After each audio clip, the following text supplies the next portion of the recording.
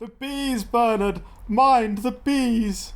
Too late, Charles. They've all escaped. God damn you, Bernard! Fetch the funnel! On this week's Megacan, we're back to new hygienic schools. Another piece of Berlin is sacrificed to the god of property, and there's a river of fools across the city.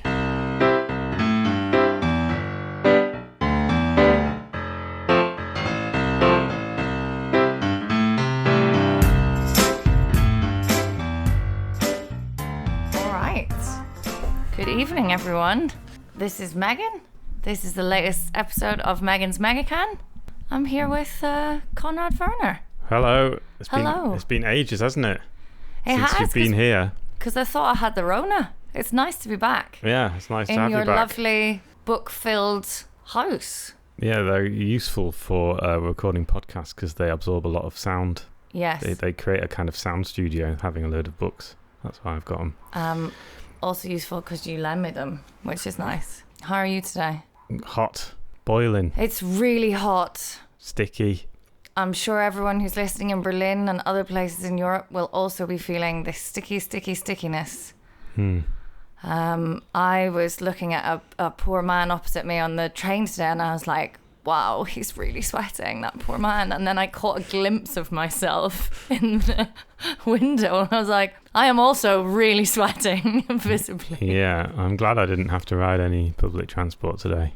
That would have been a lot of sweat. It was really bad, I'm not going to lie. Shall we drink the pain away? Yeah. Let's I can't do it. wait. Because it's hot, I've had a really long and difficult day. I've gone with just old reliable gin and tonics. But you can choose which kind of gin you would like. You can have Gordon's and tonic or Bombay Sapphire and tonic. Gordon's and tonic is the classic. Well, I mean, they're both classics. It's a gin and tonic. It's the symbol of the old, white, patriarchal Victorian power to which someone will be at some point in the world like, yeah, but it was Queen Victoria. They could at least change the name. Patriarchy still exists and we've got queens. We've talked about this before. It's a disaster, but the content is delicious. I don't often say that we can divorce things from their context, but in this case, we're going to because, sweet Christ, suffered enough today. I'd like the colonialism gin and tonic, please. All gin is colonial gin. You should know this, but... Okay, well, I'll have... Thank you. It's a nice one, that one. It's very dry. Okay. Yeah, I can't wait. Cheers. Oh, my lord. I'm not entirely sure I've ever needed anything more, which means I think I'm just sailing quite close to the wire this week in terms of functional alcoholism because I'm hungover and I've been trying to cure myself with other things all day. Your summer holidays are just about to come to an end, I believe. Well, they've been at an end for us for a week now, the teachers. We've been in, if you work in my school, it depends. Some schools come back a little bit differently. We've been in for quite a lot of meetings. It's very nice for a school to put on a lovely drinks reception for us last night, which they did and gave me lots of like free drink tokens. And then like if you're drinking with like an international staff, it's just the Irish and the Australians kind of at the end, maybe a few Berliners, and everyone's just palmed off their drinks tokens to you. So you're just like, well, yeah, if it's free. Really lovely wine, lovely place, lovely beer garden. Can't waste it. But then like meetings from 8:30 the next day, I think is tricky. That's a challenge. You're setting yourself up to fail. But yeah, schools. Okay. That's our first piece of news. So on Monday, all the kids are coming in. They are. Hundreds of them. Hundreds of thousands of creatures. Children pouring in to our schools. So the plan is that we will go back to business as usual with hygiene regulations. Right. What are the hygiene regulations? So, because this is happening all over Germany at the same time. Yes. Although staggered, so some states are starting earlier than others. Yes, well, that's just all summer holidays in Germany are always staggered, and anyone who knows me will heard me screaming about the fact that I have to go back to work in August because Berlin just decided that one day.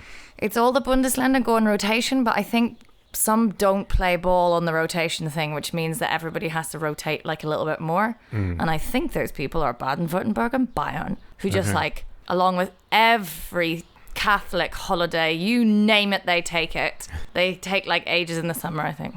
Oh, right.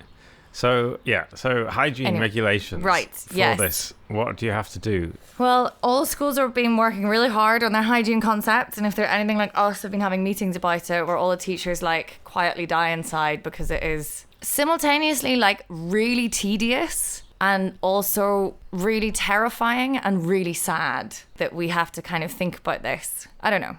It upset me. But basically, there's a whole big debate about masks at the moment. Nordrhein-Westfalen are having Maskenpflicht everywhere. Berlin has not said that. Yeah, that's what I read. They're basically you have to wear a mask everywhere until you start teaching. So basically until the kids are settled and sat down. Okay, but in NRV, all the kids have to wear masks all the way through every single class. That's just horrible. In this heat.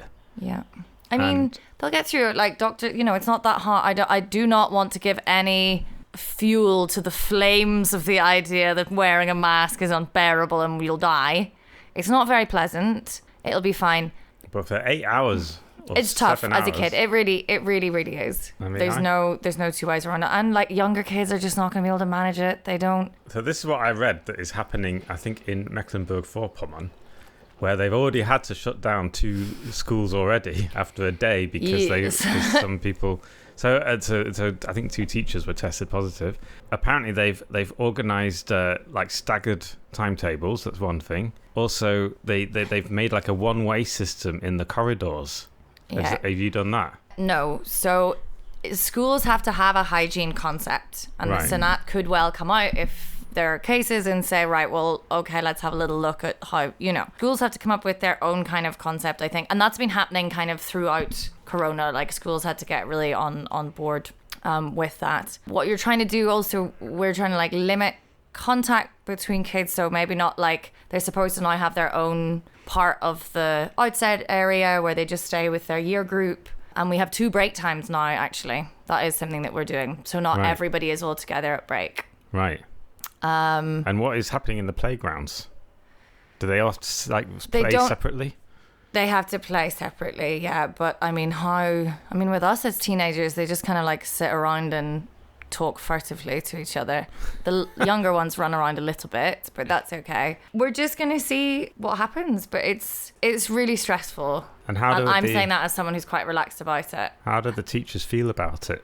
I think everyone feels very differently in lots of ways. I think we mainly feel frustrated by it at this point. We're fairly resigned to the idea that we're not going to be having a full and normal semester. There's a lot of guidelines coming out from the Senat about online Unterricht and like having to plan, just have it in the back of your mind. Can these things be done at home? These projects you're planning? I'm like, okay, sweet. Most teachers I know we just want this to be over. Like, yeah, it was fun being able to do like home office and get out of bed like 5 minutes before 9 o'clock for a meeting. Yeah. But like, it's not what we want to be doing. I don't know. That's me talking for a lot of people, but I'm just speaking. And have you spoken to any of your pupils? How are they feeling about it? Do they feel like are they looking I haven't yet. I know they were very frustrated at the end of last year, and they really did want to come back to school, most of them. And then some of them did get to come back for like core subjects and stuff. So I have seen them. I've not. But some teachers, if you don't teach a core subject, like you've not seen your kids for 6 months. Like it's crazy. But I guess we'll see on Monday. We've got New Year 7 starting, obviously. I might have to go down and like greet them. I'm their class teacher. It's just so weird. It's not like we're getting these links for all we can get tested continually. So I think what will happen is teachers will volunteer, and we've talked about like going on a rota where we go and get tested. Even if we're symptom free, we go and get tested on a regular basis, maybe on a rota system. So who tests you? You just go. There's various test centres that we've been given links to, and then so as we teachers, make an appointment. Do you have like priority? So because I think because they want us to go and get tested continually, because we can be then the Stichprobe, like the random testing for the school, rather than trying to test kids all the time. So you're going to get tested once a week? Or? I think it's I'm not going to go in and get tested once a week, but I will volunteer to be someone who goes. I think it's a socially responsible thing to do. The more we track and trace, I think the better. But it's, on the one hand, we're kind of like, right, we've got to do this because we need a hygiene plan for this and that. And we're also like, we also need a hygiene plan. Like, this is a very real threat. Yeah. And it's just a very, very hard thing to wrap your head around. And, you know, I do think like lots of schools and stuff are doing a really amazing job, not just in Germany, like the world over, of kind of like adapting to this. And it's really hard and it really sucks. Well, to cheer you up a little bit. Oh God! Let's talk about people who don't think that it is real, the COVID-19. Yay! Who came out to Berlin last Saturday? Maybe you saw them. I didn't. Fortunately, I did not. But I know that you did. Well, I had to go to work, and so I had to. Beautiful text message said you had to twice cross the river of fools. Yeah, it was awful. That's how you put it. Well, because whenever something is happening, it was like the marathon. Like whenever the marathon is happening, and I have to get to work, I have to somehow get across the marathon twice because it goes in a ring, and you're not really supposed to get across, especially on a bike. It can be dangerous, so you have to be really careful. But luckily, these people were mainly walking, and they were bonkers anyway, so it didn't really matter. and so it wasn't that difficult to cross them. Like it wasn't precarious.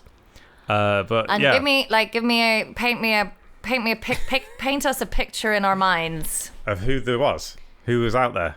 Yeah, just generally, what were we thinking? Well, it was a very much a cross section of. Like the crazies, as they say. No, they were cross section of. There weren't actually that many organised groups. There were a few organised groups, like there were some representatives of far right and far left type people. Yes. But most of the people, you got the impression they were like just generally people who've watched a bit too much YouTube. Yes. And there's so many different ways. There's so many different flavors of too much YouTube. Yeah. And it's so interesting yeah, it's that not COVID's like unboxing. bringing. You could watch unboxing videos for a while.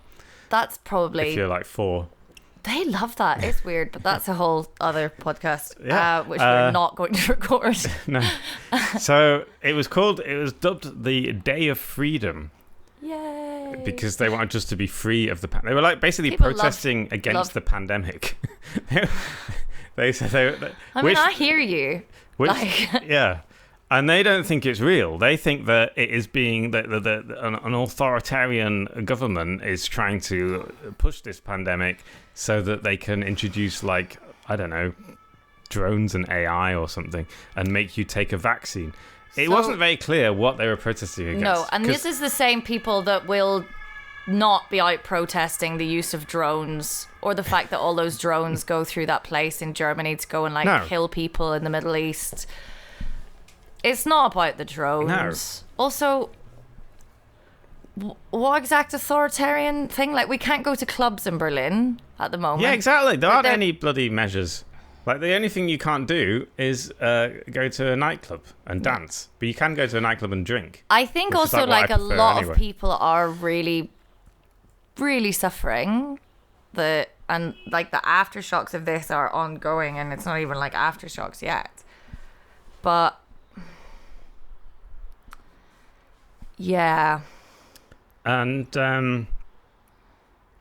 so yeah, and then it's odd how Germany is doing this though, because they had much tougher lockdowns in Spain and in France and in Italy. They had they had a lot more deaths than Germany did. Germany didn't have many deaths and had a fairly moderate lockdown in comparison. Mm-hmm. And yet there were no protests like this in any of those other countries. Yeah. It was all in Germany. Why is that? I guess in a way, if you know people, which many people in Italy and Spain and places that have been really horrifically hit by this, very hard to deny the fact that the virus is a thing if like 2 people that you know have died from it. Right. A lot more people have had it. I guess maybe there's that. It's also just, this is not just in Germany. This is like... Well, it's in America. There's a lot of... And the UK. It's like in America, it's all the religious people saying that if you put on a mask, you're defying God's beautiful breathing system. Oh, fuck. it's blasphemous to wear a mask. But I think again, it's just the. But it is. It's so weird. Well, is it weird? Because again, it's being drawn down these very political lines, and these lines are not new. Yes, you've got like lots of different like cross sections of sort of society and things, but these tend to be people who are seeming a bit more about like individual power rather than kind of more actions that everybody is doing and everyone is kind of buying into. You've got your anti-vaxxers in there. You know, you've got your far right, apparently far left as well. Well, they're always saying that though. Well, there's a little bit of a meeting. They come together over Bill Gates and about the threat that Bill Gates represents, because he is like big business, and yes, he is controlling the world's governments. And he wants everyone to take his vaccine, which has got little tiny robots in it, so he can follow you around. I think that's what it is. No, I'm not going to get like Bill Gates is well-meaning. I don't think charity works, but again, that's another whole podcast. But my point is, like, it is just this like odd thing of, to me, there seems to be like this red faden, like the red string or the red line, as they say in Germany, that like goes through and like connects these things. And it's just like my discomfort, my annoyance, my whatever with this is more than my commitment to collective good. Maybe I'm being very cynical, but I'm very hot. And I think, of course, none of us want to wear masks. I don't want to sit in staff meetings. Nobody wants to like lose their job and go in Kurzarbeit or Arbeitslosengeld or, you know, all of this stuff that is happening to people, or lose their business. And it's like these movements always do, like make America great again. You know, let's just prey on people's desire to not have to stare the fact of this really terrifying global virus, which is changing the world in ways that we cannot fully understand. And it's really anxiety inducing. Let's just... I think, people don't seem to be able to fathom that it is real. They don't seem to be able to fathom that there is this, that this is a thing that is changing. I started out like that, you know. And I was a COVID, like... denier.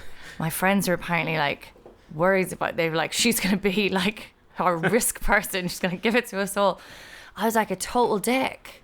But it's understandable though, isn't it? Because it is, and from my perspective, it was just like, this is just another want life to go on. Yeah, you want life to go on. You don't want to be challenged. It's terrifying. And also for me, like, I was so used to the media telling me that the world is gonna end. You have panic fatigue. I do. And the thing is, like, if your life is also, I don't know, it seems very complex and also very simple. But anyway, there was more people out than I thought there would be. I thought because people were saying, like, how many people do you think are going to turn up? Because they initially registered a demo for 1 million people, which would have been a third of the population, like just under a third of the population of Berlin, coming to Berlin and going out to, like, it would have been like the Love Parade or something. But and then they revised it down to 10,000, and I thought that is pushing it. I thought maybe 5,000, but apparently they chartered buses from all over Germany to come, and there were, in the end, there were like up to 20,000 people out, which is quite. About, I think like the chartering of buses and shit, like. It's interesting in a city as big as Berlin. I don't know. It's weird. The only other like big, I don't know. I just feel often there are things that like are bussed into Berlin, Well, and it's just like, have your protests in your own wee towns. well, They do that March for Life every year. Michael Müller, the mayor, he would agree with He's you. still around. Yeah, people always What's- forget he still exists, but he is there. I can't even remember his name half the time, and it's Well- such a like blah name, much like Yeah, it's hard to remember his name because it's just such a. it slides away from your tongue, like his visage kind of slides away from your eyes. It's so Anyway. beige. Yeah, he agreed with you, and he said that these people come from. He was on the RBB, and he said all these people come from Frankfurt and Stuttgart to rampage through our city. They get a demonstration Okay. right on the basis of hygiene rules that they then ignore, and the worst is they simply don't recognise the facts and the risk to the health of other people. Yes, absolutely true. However, we get into very dangerous territory, don't we? Because there's a difference between me going, I wish you'd stop busing like pro-life people to march up every September through the streets of like my adopted city holding white crosses for your March for Life, and also maybe for these COVID people, that would be great. Difference between me moaning about it and the mayor of Berlin being like, because you gotta let people protest. Yeah, that is enshrined in the German constitution. And it's quite it's the legal situation. If you don't mind me getting into it a little bit, is Please quite do complicated. anything that makes me not have to think about COVID. Because officially, according to the German constitution, That's pretty official. Does it get more official than the constitution? you don't need any permission to do a protest. Like we could just go and if we got 100 people together, we could just do a protest now. We wouldn't need to tell the police about it. But apparently, it is. I don't really understand how it works. But if the police can break up a protest if they feel like there is a danger to public safety, which obviously in a coronavirus situation, that's what actually happened on Saturday, because they said they weren't keeping to the hygiene rules, Yeah, which is are in the fair law. enough. So that's a danger to public safety, so we can break up this protest, which they did.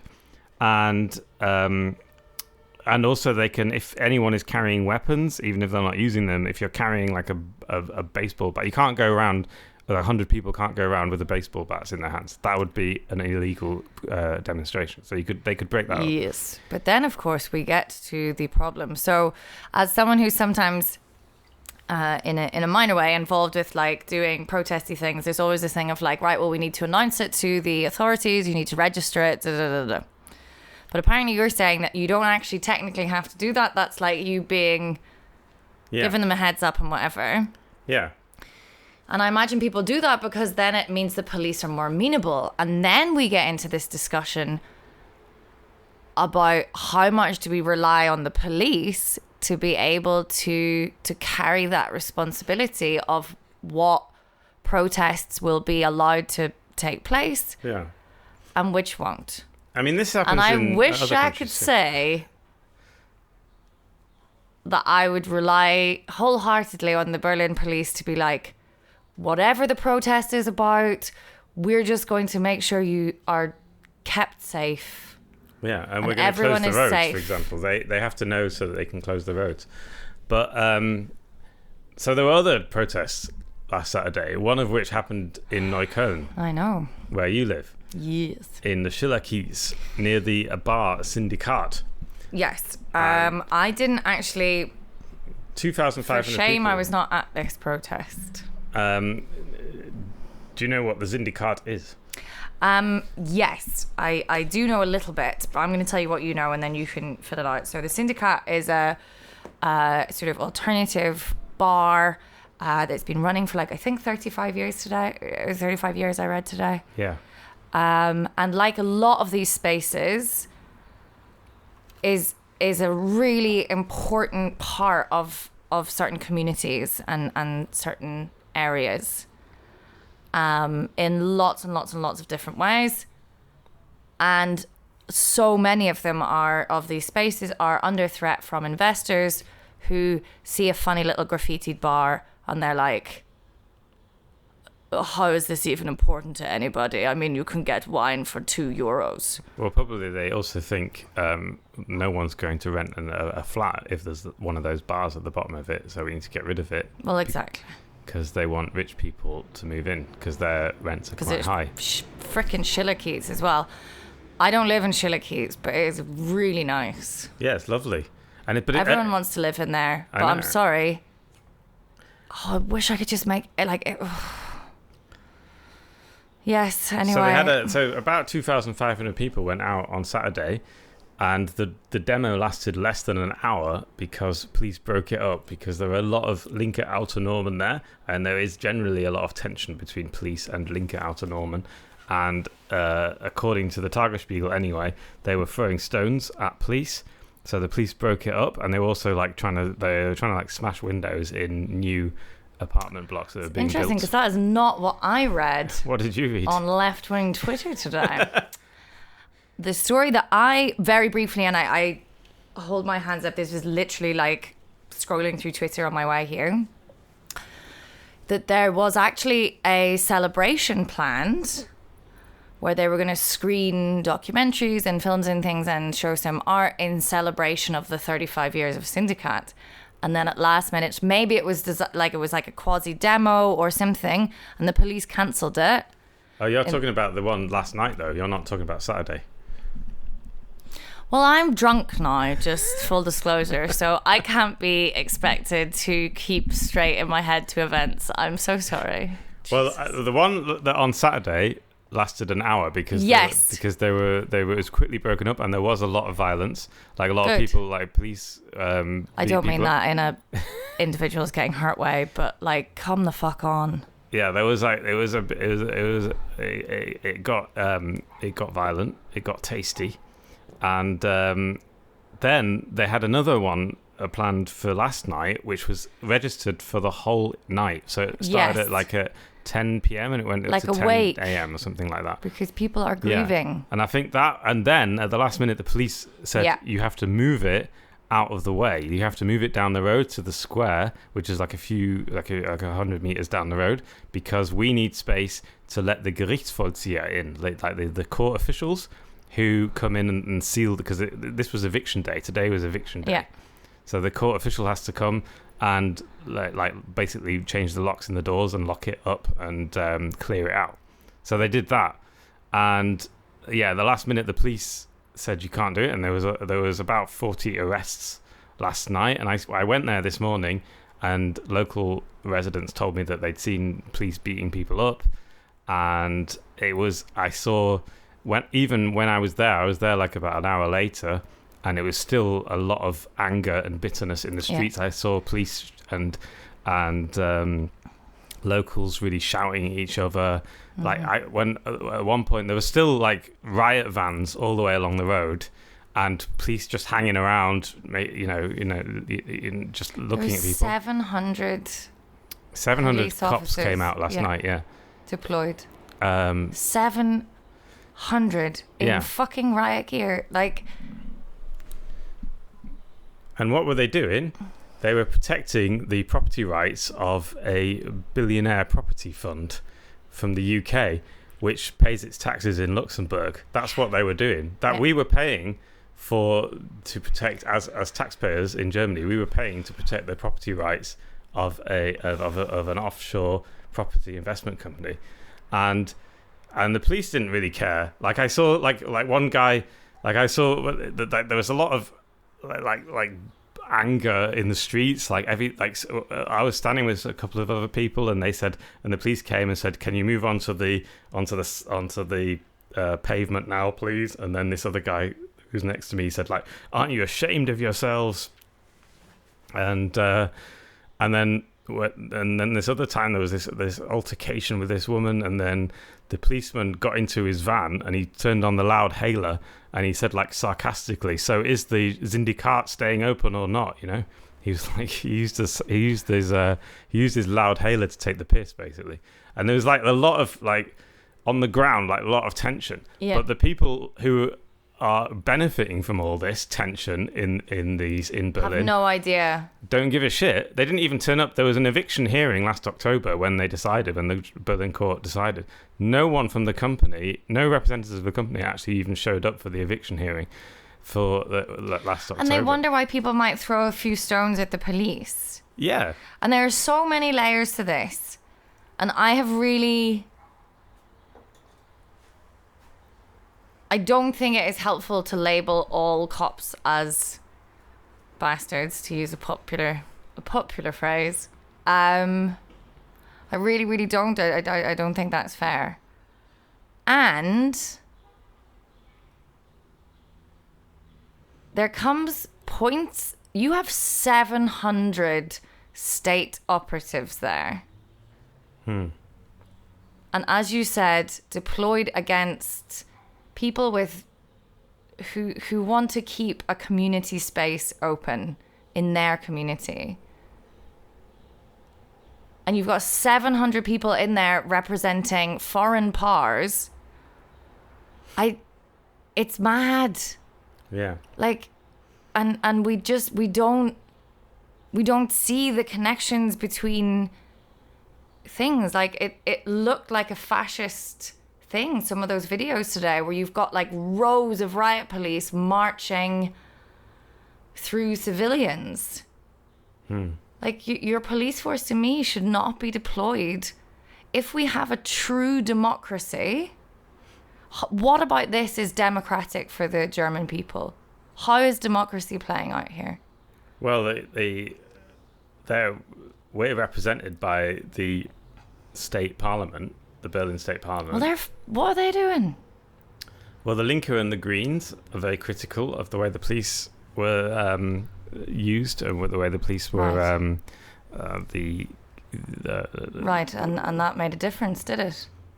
No. Or do we have... Some people say that the police, the local politicians should make more of an effort to find alternative spaces, like find other places where these people where you can have bars, Linke bars.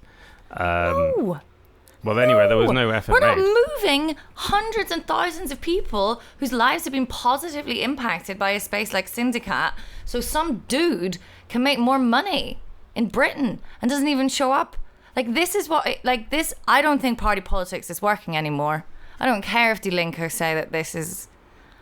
They did try, and if I can just defend parliamentary politics a little bit... Good luck, because I is wasted right now. They did try. I'm very hot and angry. And mediate. They went and no one could contact. Like there was a lot of different situations like this in Berlin. It's happening all the time. I'm not sorry. And they did try and mediate with this company. It's called the Pear Group, as in the fruit, the pear. I've heard about them before. That's and called they sound Pear so Global. fucking nice, don't they? You like I love pears. I love pears. They're one of my favourite fruits. And I bet it's going to taste bitter in my mouth from now on, you fuckers. They're named Ruined after... pears for me. They're actually... The whole family is called Pear. It's the Pear family. You shouldn't be allowed to have a jolly surname if you're evil. They should be like the Voldemorts or something. The DeVilles. There are three of them. There are three brothers. There are three Pear brothers in London. And they own property all over the world. And this is what's interesting is that it took Syndicat to happen to even find out who owned this building. No one knows who owned this building. It's officially owned by a subsidiary of the Pear, like a mini Pear. No, I'm not having this. No, this is my point. But this is the problem. The whole system is fucked. Yeah, and that is true. But can I just go into something a little Quiet bit? Desperation in your eyes. Can I just tell you some facts before you cry at me? I want to have like a little bit of detail about how fucked it is. I want to introduce a little bit of detail. No. Because it's interesting. I'm putting my sunglasses on. Okay. Fine. Go. So, all this, when this happened, so the Syndicat, they were in that building for 33 years until 2 years ago, and they suddenly didn't have their Mietvertrag verlängert. They'd always just had it verlängert. It had been automatic. It hadn't been a problem. Suddenly, they didn't have it verlängert, and they were like, oh, well, who owns this building then? Who is our landlord? And then it kind of started to come out. Like it, then different people started to investigate. Local journalists started to investigate. They started to investigate, and they eventually tracked down all these companies. They said their company was registered to an address in Luxembourg, and under the same address, another 75 companies were also registered. Right, great. But it took and through different layers, like they kind of worked out. It went through Luxembourg and the Cayman Islands, and like not the Cayman, the British Virgin Islands, right? Cyprus, like either one of that, the British Virgin Islands, the Cayman Islands, like all wonderful, socially beneficial. But they had to trace. What is interesting is they had to trace it all the way through these different subsidiary companies, letterbox companies, to finally figure out that this pair family in the UK owned this building, and not only owned this building, but owned 3,000 other apartments and properties in Berlin, just in Berlin. And no one even knew about this company before, and it was only that 3,000 is a lot. 3,000 is like, well, that would make them one of the biggest property owners in Berlin. No one even knew they existed before. No one used this family, and it was just through this sort of research and because this came out, and that is happening all the time, and that's why. But I'm just glad that these people who obviously have so little resources and the whole system is set up against them, that they've got 700 riot geared police to defend their rights. I think that's really, when we talk about the police and what it's there for in a democratic state, that's really it, isn't it? That's protect, serve. What do the Bundespolizei have, like a slogan? Probably not. No, they have a song. I don't want to talk about that song right now. I have. Anyway, I just thought it was like you should support Deutsche Wohnen and Eignen. Do you know about this campaign? Yes, I do. We've talked about this a few times before. Oh yeah, with Joel when he came on. Yeah. Hi. So there's that. Yeah, let's make these. Let's just seize all these assets for the state. Mind you, before we do that, we've got to sort the police out and the state out itself.